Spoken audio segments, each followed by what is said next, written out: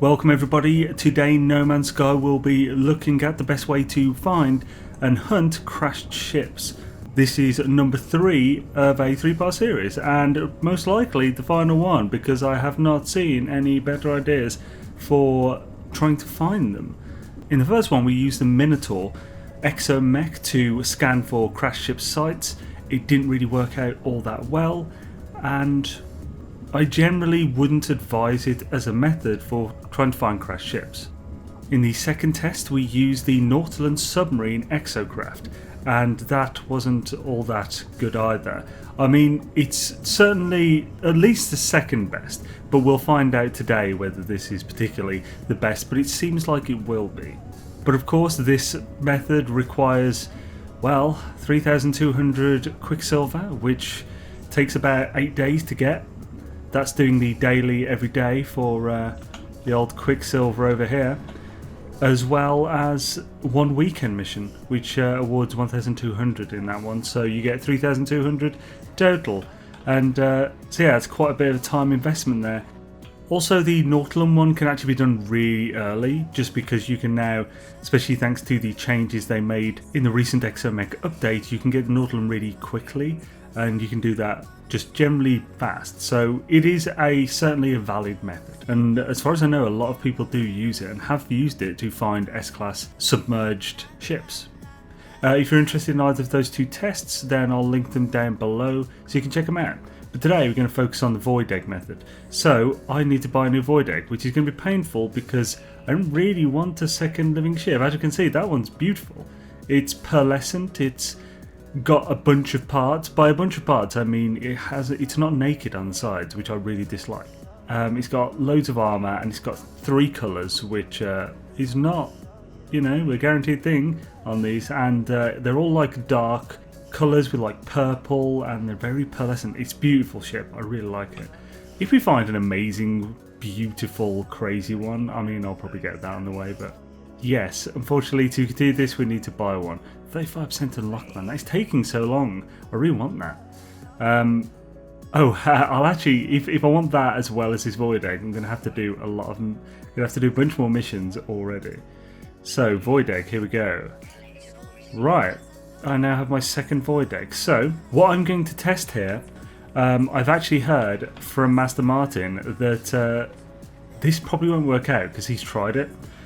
I'm going to get a location for a living ship by pulsing with this void egg in my inventory. This will be my second one, so it's going to be really easy. Or just basically be like, hey man, you want one? It's over there. And then I'll go check it out.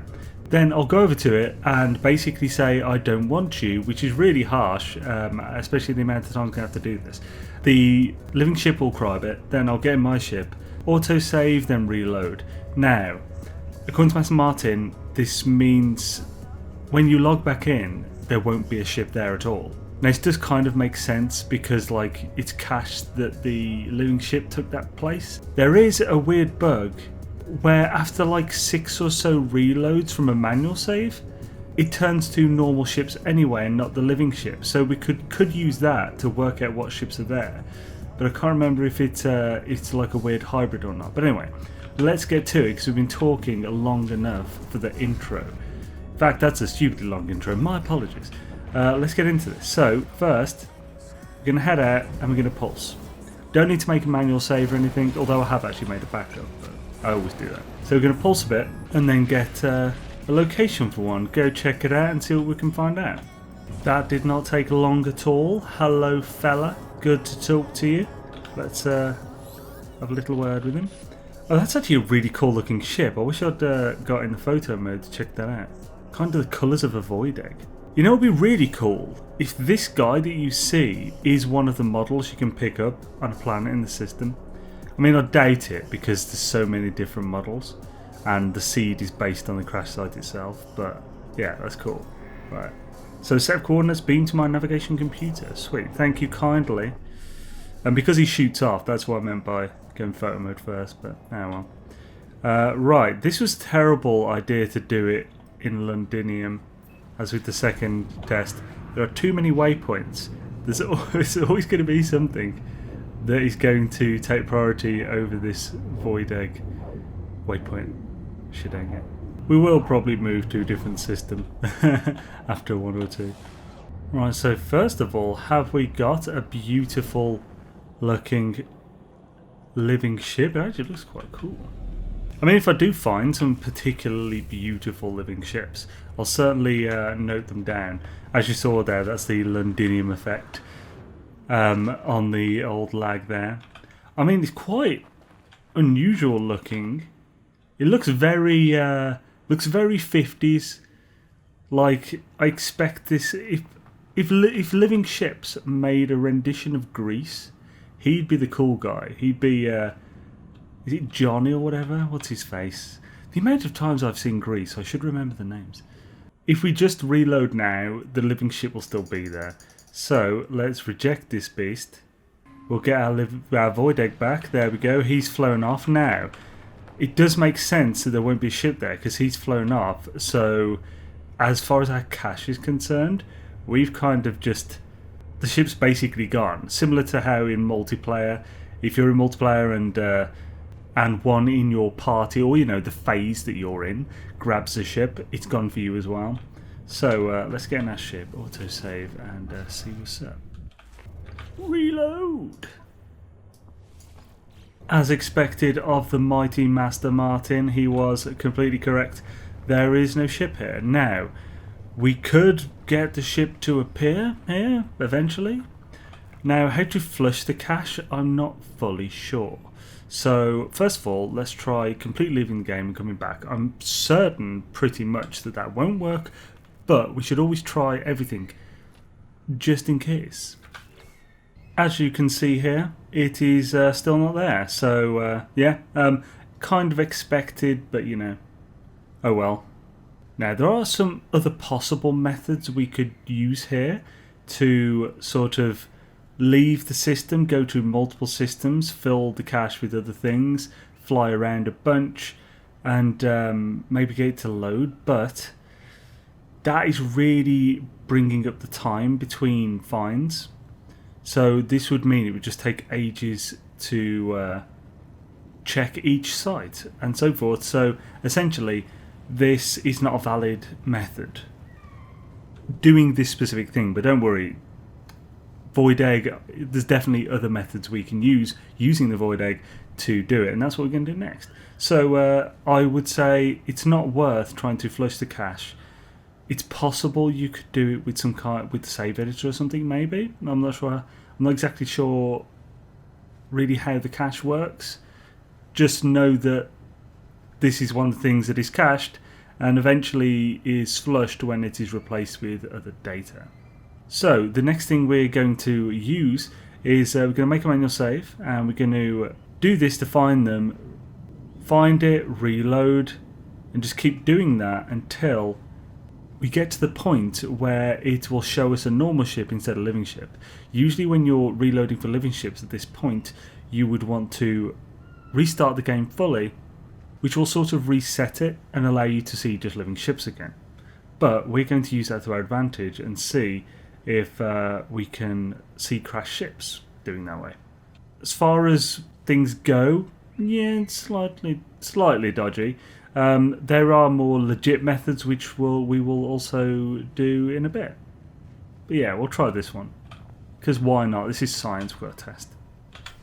Save a Rooney. Oh, there's that Londinium lag again.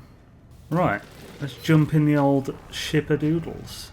So now we've made our save, we're basically just going to pulse and get it, find it, reload, pulse, get it, etc. Okay, no.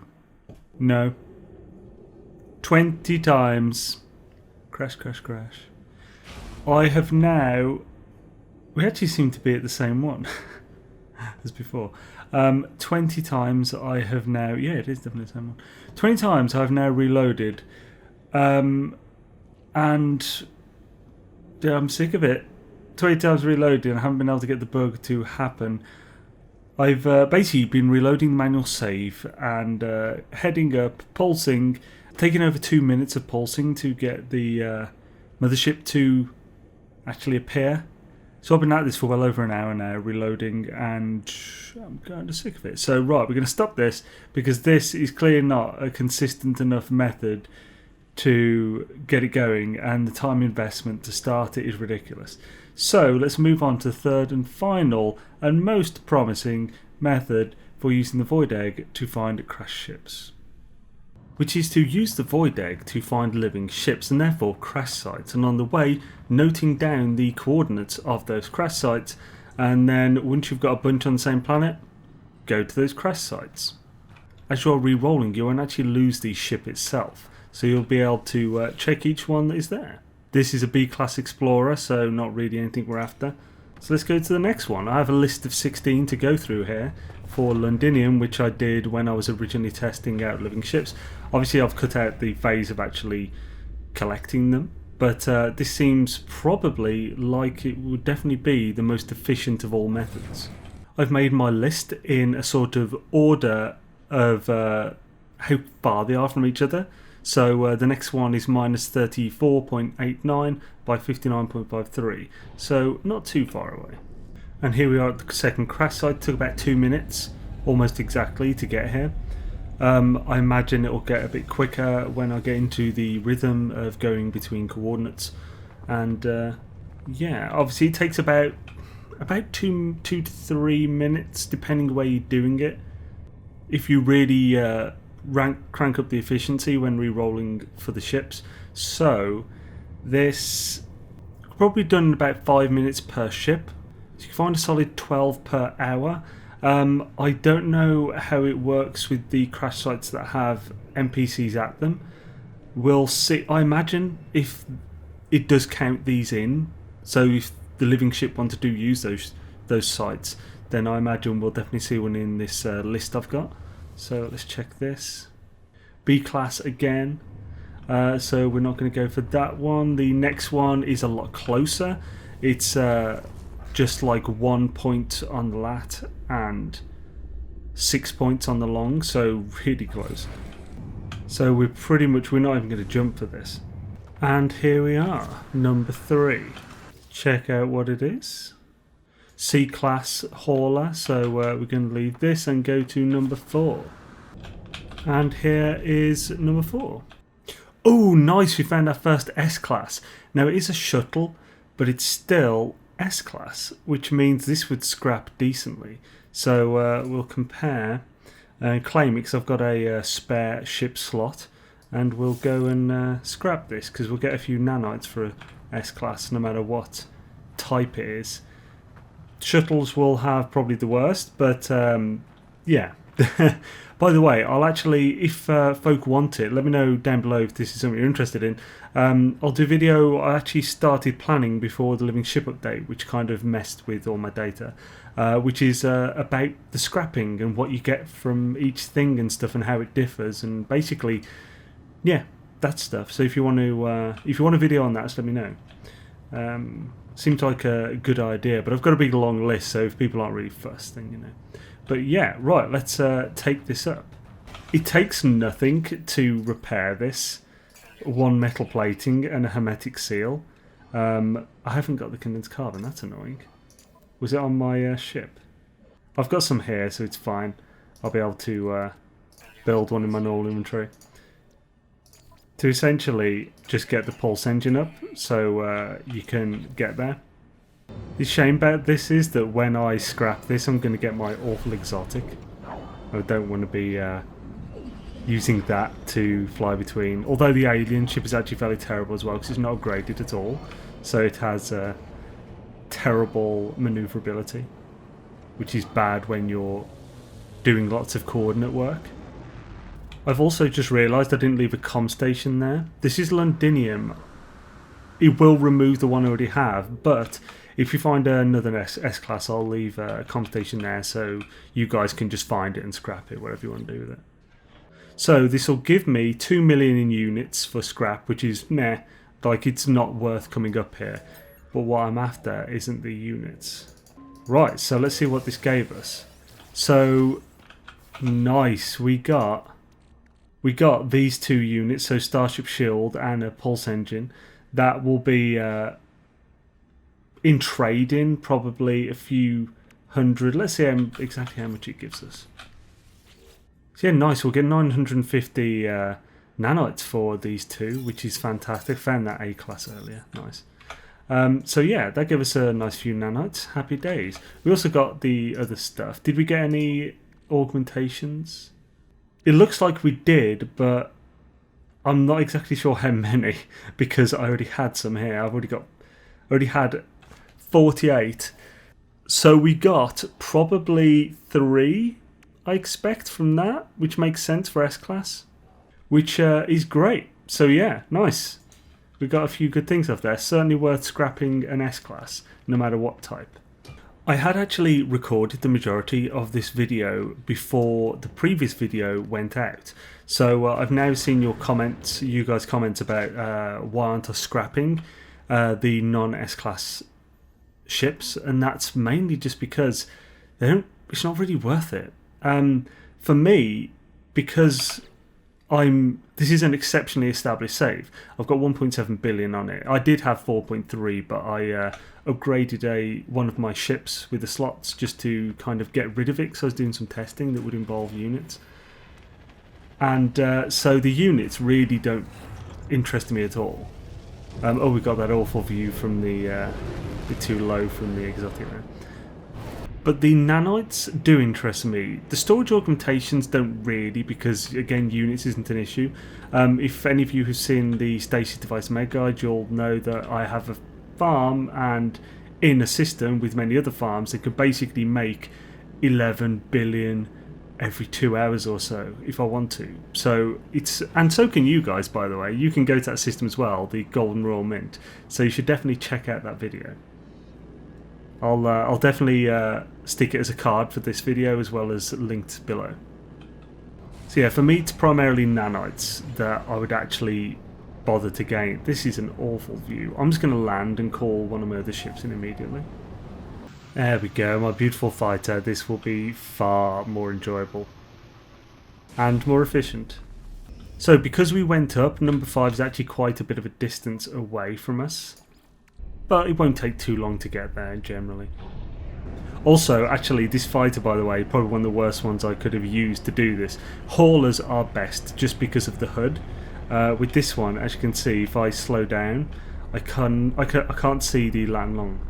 But if I speed up and move forward, I can.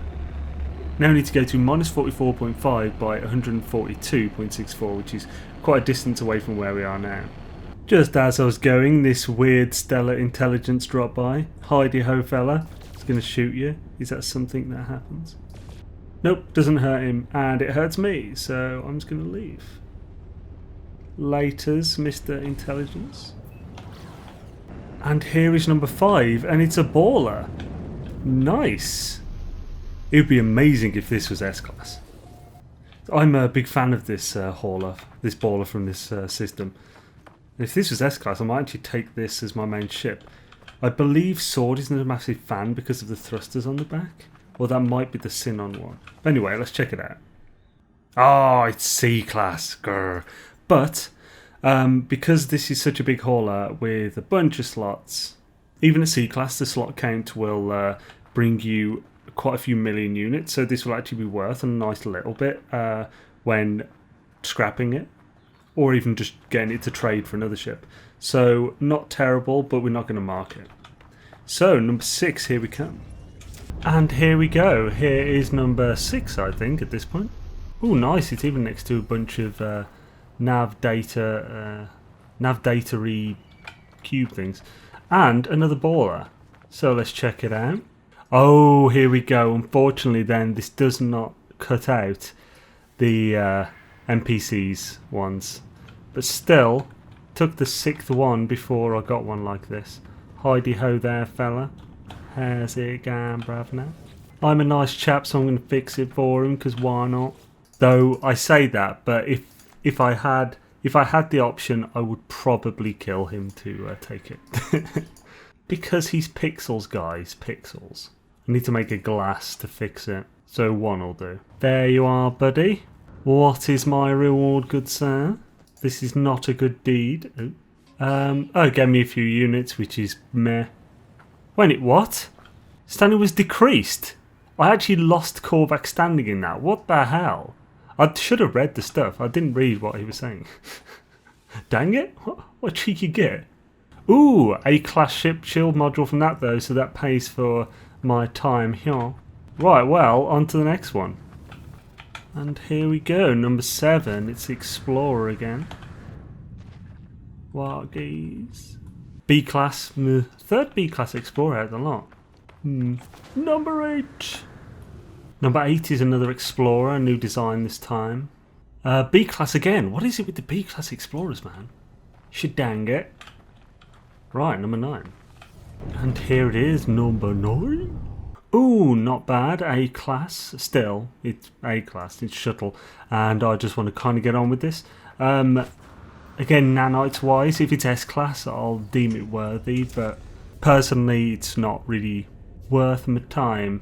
A few people mentioned marking with beacons as well in the last one. I, of course, corrected about how beacons work, but just in case anyone watching is curious, beacons can only be seen by the person who put them down. Unless, of course, they're in a base, which is uploaded. Any uploaded base, anything inside that perimeter that's put down by the person who uploaded it, or anyone helping them, provided it counts as their base, will be seen by anyone whose game has downloaded that base. So a beacon will be seen there, but if you just put a beacon anywhere, it won't be automatically uploaded to servers. That's comm stations, and you're only allowed 1 per planet. It might actually be 1 per system. It was at one point, but anyway. So yeah, comm stations are the only way to mark them, and you can only do 1. So just bear that in mind. Here we are at number 10. B-class Explorer again. What's up with this Explorers and just B-class, man? Sadly, this is another one with the life form nearby. I'm not sure I want to trust this one. Not after that last one screwed me. He was a Corvex too. Hello there, Mr. Entity Minsko, if that is your real name. Fine, I'll help. I'm not going to bother with this. Right, next one.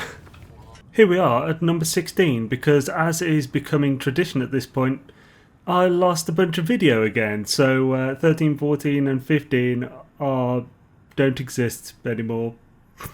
On the plus side, none of these have been S-classes, so you haven't missed anything. Although that's not really a plus, but you know. We did find that one S-class though, so that's pretty cool. It's really dark here. Like super dark. Can't even get the light. There we go. Got a bit of light on the grass sphere there. So for conclusions, yes, this is definitely, as far as I can see, the best method for hunting crashed ships. First, you use the void egg to roll living ship crash sites, then note those crash sites coordinates down, then visit them later. As you're re-rolling, you can't place beacons and do 5 at a time or something.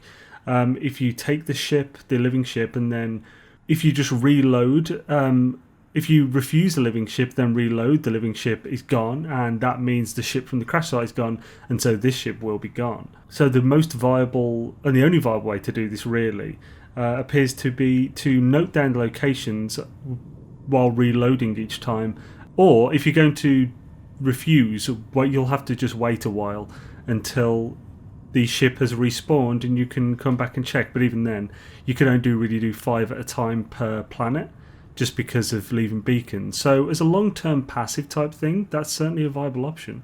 But yeah, for a large-scale hunter, definitely reload living ships, get the crash site location, then go visit the crash sites after. If you get quite a few for a single planet, you can order them so you're not travelling too far between each one, and that increases efficiency massively. I'll definitely work on some kind of tool for that. It won't be coming just yet though, still working on the database and stuff. It is a huge project, and but when it's done, it's going to be amazing. Oh, I'm super excited about it, but just so much work. Can't do it all just in one go, otherwise the channel will die and so will my sanity. So yeah, thanks for watching folks, I hope you enjoyed this. I'll probably do a really short, concise video of the most efficient way to do it with some extra bits that I'll give it a think over and try and think of any ways to maybe improve this system. Just the finer points, even just like tips for going between coordinate locations and stuff, how to do it really efficiently. If you haven't subscribed, consider subscribing, Make sure to ring the bell so you get notifications on when new videos, live streams, guides and stuff are up. Got a Discord, a website, and if you want to support the channel, sharing and liking this video is amazing, but we also have Patreon, YouTube memberships and Teespring store with loads of comfy merch. Everything linked in the pinned comment below. Check it out and have an awesome day, folks. Shadaza to you.